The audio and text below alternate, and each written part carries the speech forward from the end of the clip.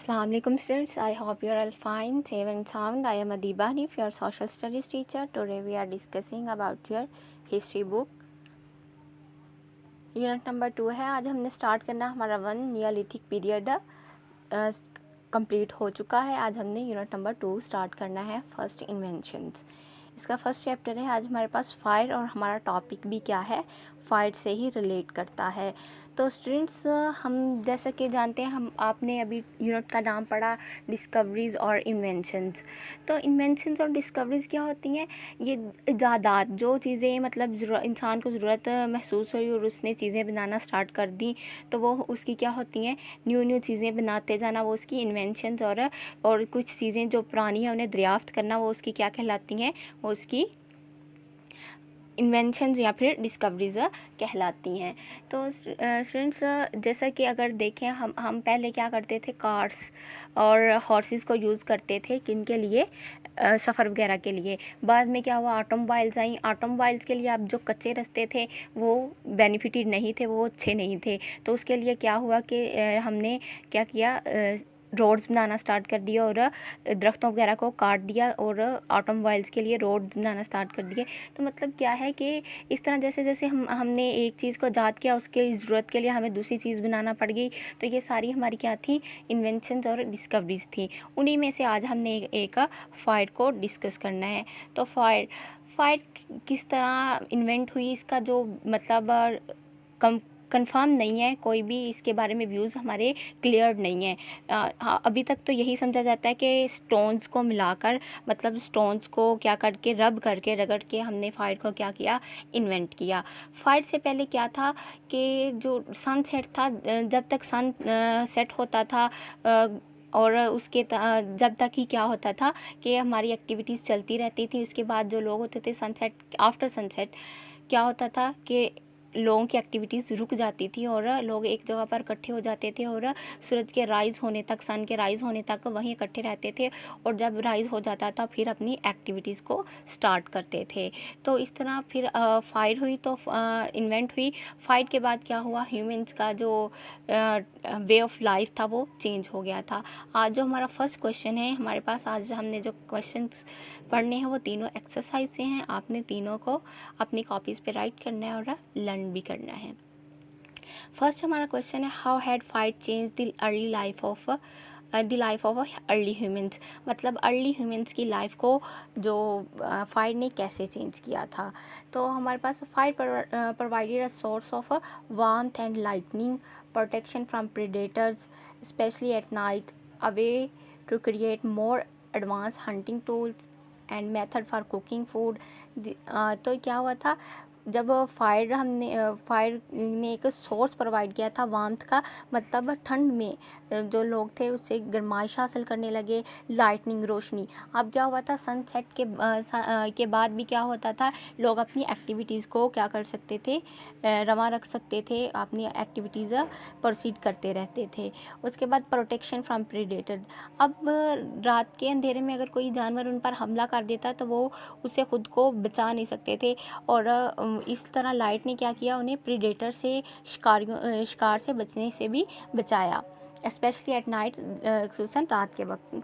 और इसके बाद क्या हुआ था, a way to create more advance hunting tool.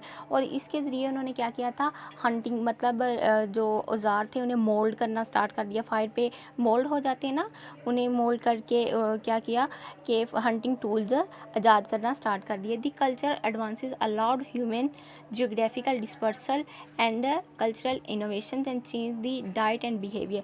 इससे क्या हुआ कि जो ह्यूमन है इसका कल्चर चेंज हो गया, इसका वे ऑफ लाइफ चेंज हो गया. उसके बाद जियोग्राफिकली डिस्पर्सल, और फिर लोग मुख्तलिफ जगहों पर फैलने लग गए, ज़मीन पर फैलने लगे. कल्चरल इनोवेशंस, और इसके बाद कल्चरल चेंजेस आई और change to diet and behaviour, और लोगों का खाने का और रहने सहने का तरीका बदल गया था. आई होप आपको ये क्लियर हो गया. नेक्स्ट हमारा क्वेश्चन है, ये देखें यहाँ, ये वही स्टोन्स के साथ फायर को, मतलब स्टोन को रब करके फिर उसे क्या किया जाता, लकड़ियाँ इकट्ठी करके वहाँ क्या की जाती थी, आग जलाई जाती थी. तो हमारा नेक्स्ट क्वेश्चन है, how had fire control the early humans as their environment, मतलब फायर ने कैसे कंट्रोल किया। तो स्टूडेंट्स ये क्वेश्चन हमारा पीछे वाले क्वेश्चन के साथ बिल्कुल मैच करता है, एज इट एज आंसर है कि क्या हुआ था, कैसे कंट्रोल किया मतलब फायर ने ह्यूमन के इन्वायरमेंट को, अर्ली ह्यूमन के इन्वायरमेंट को, बिल्कुल एज इट एज है कि इससे क्या हुआ कि इंसान ने की एक्टिविटीज़ प्रोसीड करने लग गया सनसेट के बाद भी, और उसके बाद क्या हुआ, लाइटनिंग प्रोवाइड होती थी, प्रोटेक्शन प्रोवाइड होती थी, और हंटिंग टूल्स आज़ाद हो गए थे, और जियोग्राफिकल डिस्पर्सल आया, मतलब अब रोशनी आ गई थी। तो लोग मुख्तलिफ, पहले लोग थे कि वो डर की वजह से एक जगह इकट्ठे रहते थे, लेकिन फिर रोशनी आ गई और लोगों ने ज़मीन पर फैलना स्टार्ट कर दिया, कल्चरल इनोवेशंस हुई, मतलब सकाफ़ती तब्दीलियाँ आई और उनकी खुराक और बिहेवियर में। ये एज इट एज वही आंसर है।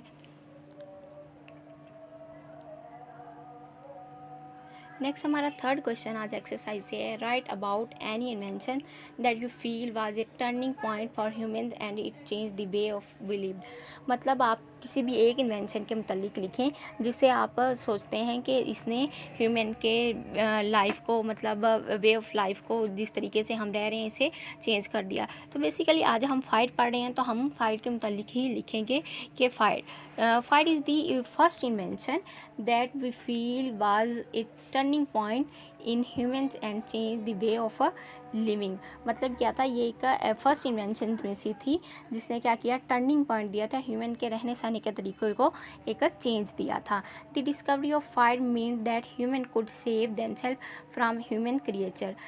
इसका मतलब क्या था कि the human could save themselves from human harmful creature, मतलब जो नुकसानदेह मखलूक थी उससे खुद को बचा सकते थे। This also mean that human could explore colder region and start living there. मतलब क्या था कि अब जो ह्यूमन थे वो कोल्डर रीजन पर जाकर भी रह सकते थे, क्योंकि फायर से उन्हें वार्मथ मिल रही थी, गर्मी मिल रही थी, हरारत मिल रही थी, और उसके बाद लाइटनिंग भी थी, वो मूव ऑन कर सकते थे एक जगह से दूसरी जगह। नेक्स्ट थर्ड पॉइंट है इसमें, it is also mean that activities could also be carried out to some extent after sunset when it became cold dark. मतलब जब डार्क और कोल्ड होता था, ये कॉल्ड की जगह कोल्ड है, कोल्ड और डार्क, ठंड थी और डार्क था, अंधेरा होता था सनसेट के बाद, जब भी क्या था, एक्टिविटीज़ प्रोसीड होती रहती थी, वो अपनी एक्टिविटीज़ को जारी रखते थे, कैरिड आउट कर सकते थे, क्योंकि अब उनके पास रोशनी थी और वो उन्हें क्या थी कि हार्मफुल क्रिएचर से भी बचा सकती थी, और उसे उन्हें लाइटनिंग प्रोवाइड करती थी जिसमें वो अपना काम कंप्लीट कर सकते थे। आई होप आपको ये कंसेप्ट क्लियर हो गए होंगे। उसके अलावा कुकिंग, फूड और बहुत से प्रोसीजर्स में भी हम लाइट को यूज़ करते हैं। ओके स्टूडेंट्स, अल्लाह हाफिज़।